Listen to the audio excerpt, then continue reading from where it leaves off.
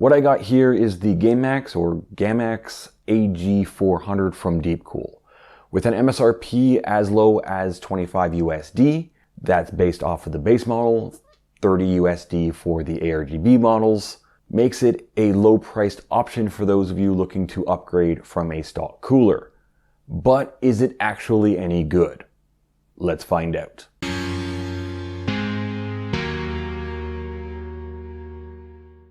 What's up everyone, Erik here and welcome to Hardware for Gamers. For those of you who are new to the channel, I test and review PC cases, CPU coolers, PC case fans, and graphics cards. Before I get onto the overview, to have full disclosure, I did buy this CPU cooler myself to test and review, so all opinions expressed in this video are mine and mine alone. So if you do end up liking the video, how about giving it a thumbs up?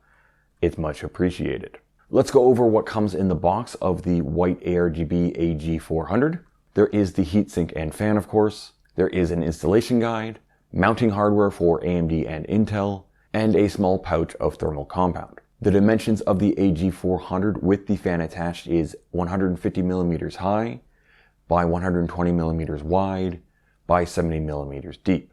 Based off these dimensions, you shouldn't have any issues with RAM clearance. Taking a look at just the heatsink, there are 4 6mm continuous direct contact heat pipes. The heat pipes have been offset or set back, likely to try and improve RAM clearance. The coating on the cooler was well done. I don't see any missing spots. The aluminum fin stack is 105 millimeters tall and consists of 51 aluminum fins. That has the weight of this heatsink at 380 grams. The faces of this heatsink have an interesting design cut into them, although you will see the heat pipes coming out of the top of the heatsink, so once it's installed, it will still look like a budget heatsink. Now for the fan, it is a DF120-2512CM. It has a 4-pin PWM connector. It has 9 blades. It has a max rated RPM of 2000. It has a minimum rated RPM of 500. And it is a fluid dynamic bearing. The LEDs on this fan are 5-volt aRGB, and they use the 50/50 connector.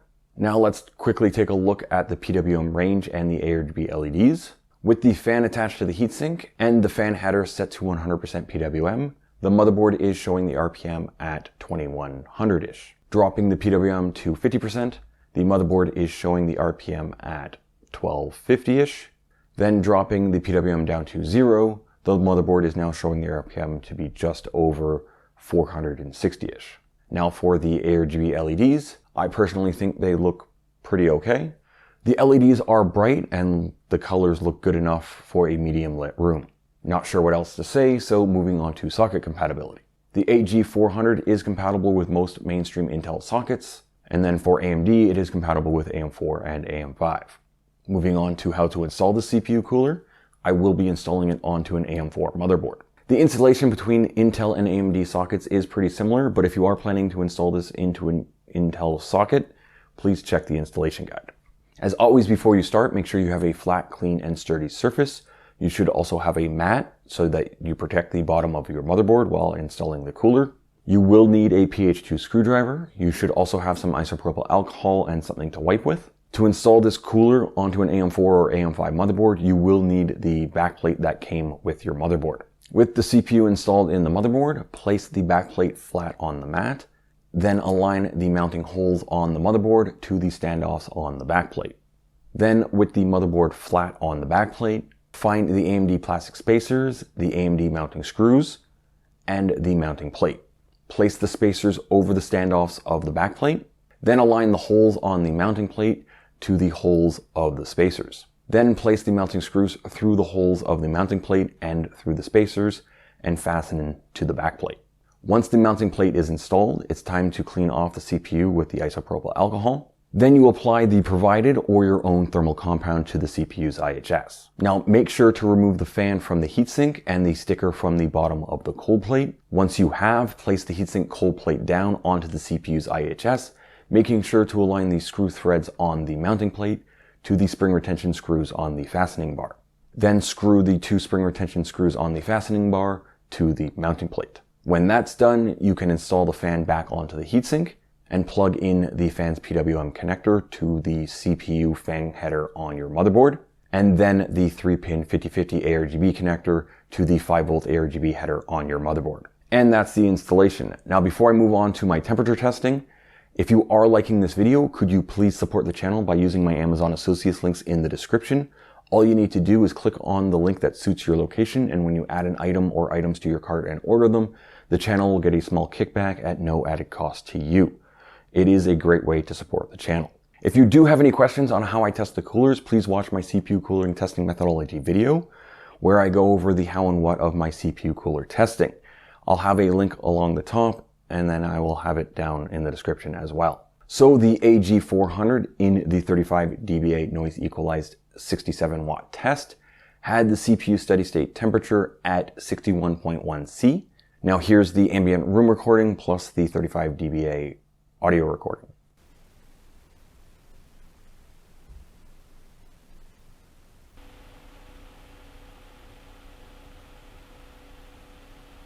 Then in the full speed test, the AG400 had the CPU's average steady state temperature at 60.5 C. So not much of a temperature difference between the fan at 35 dBA and full speed. And here's the ambient room recording plus the full speed audio recording.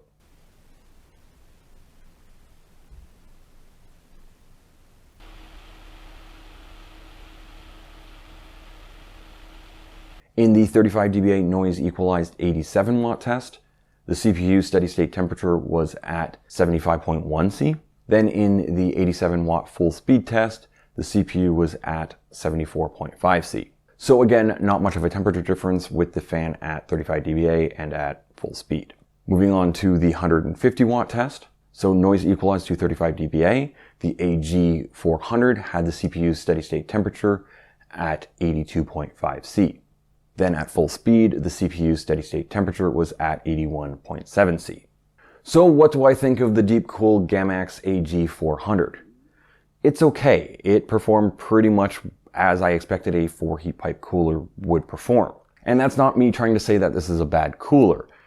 It's just that you can find better coolers for about the same amount of money or a few bucks more.